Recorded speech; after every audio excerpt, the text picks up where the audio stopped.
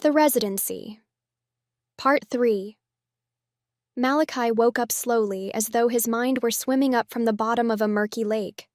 The fluorescent lights buzzed softly overhead, casting a sterile glow over the stark room. His first sensation was discomfort, the familiar clammy squish at the back of his diaper.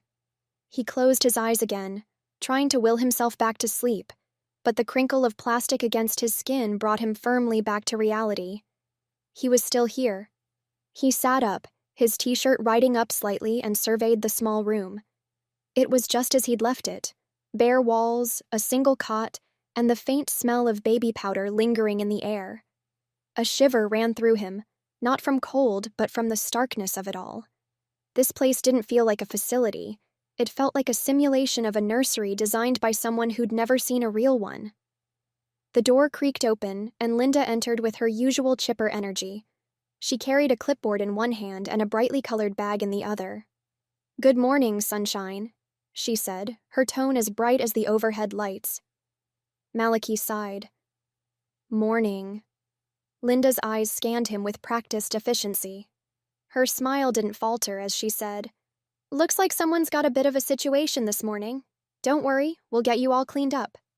He laid back on the cot, resigned. There was no point in fighting it. Linda moved quickly, her hands deft and sure. She talked as she worked, her voice a constant stream of words designed to distract him. "So, we've got a big day planned today. Breakfast first, of course, then something special. You're going to love it." Malachi tuned her out, focusing instead on the ceiling tiles. The process was clinical, not humiliating, and for that, he was grateful. When she finished, she helped him sit up and patted his shoulder. "All done. See? No big deal," she said.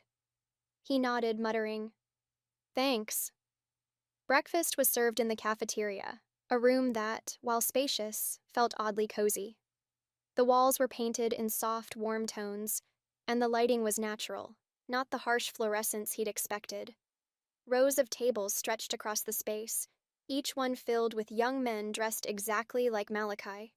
T-shirts, diapers, and varying degrees of resignation on their faces. The chatter was a strange mix of laughter, casual conversation, and the occasional outburst of frustration. Malachi took a tray and slid into an empty seat. The food was unremarkable, a bland egg dish that seemed to promise it was all natural, but tasted like cardboard, a slice of dry toast, and a small cup of something blue that he decided not to identify. Above the serving area, a cheery sign proclaimed, "Wholesome and healthy for growing minds," in colorful letters. He ate mechanically, his eyes scanning the room. Some of the residents seemed perfectly at ease, joking and chatting like this was summer camp. Others, like him, looked lost, their eyes darting around as if searching for an escape route. "All right, boys," the voice cut through the chatter like a knife. Malachi turned to see Mililana, the towering woman who seemed to run the place. She stood at the front of the room, her presence as commanding as ever. At 6 feet 5 inches, she didn't need a microphone to make herself heard. "Time for your cuddle session," she announced. Malachi's fork froze halfway to his mouth. Cuddle session? The residents rose from their seats, moving toward the door like it was the most normal thing in the world.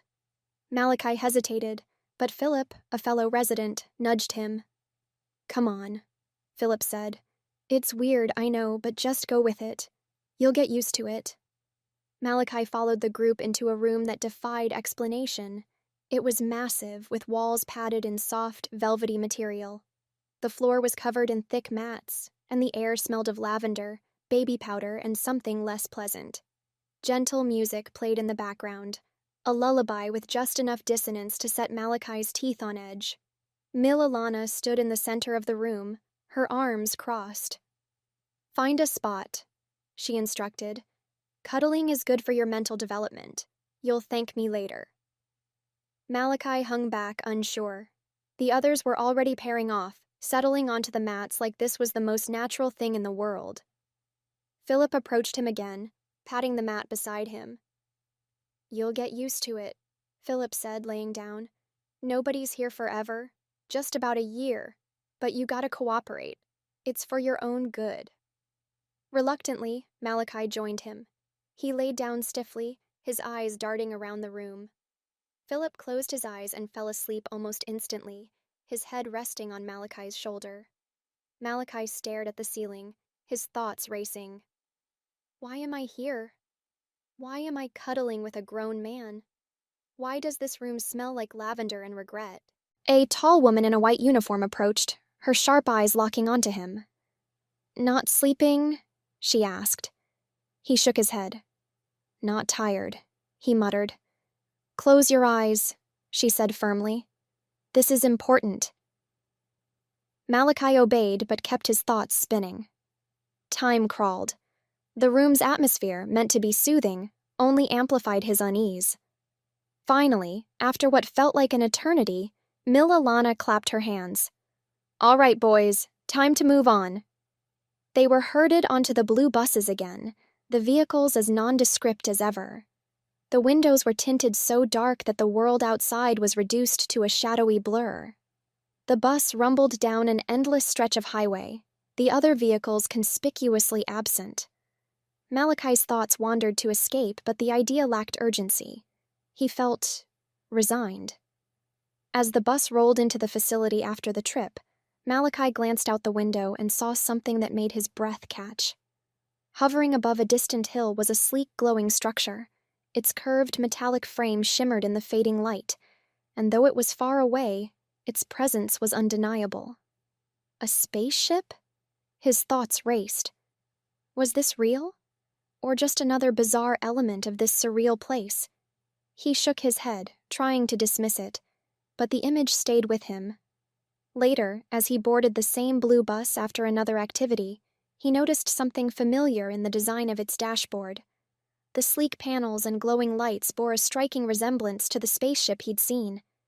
His stomach churned with unease, but before he could dwell on it, Linda's voice broke through his thoughts.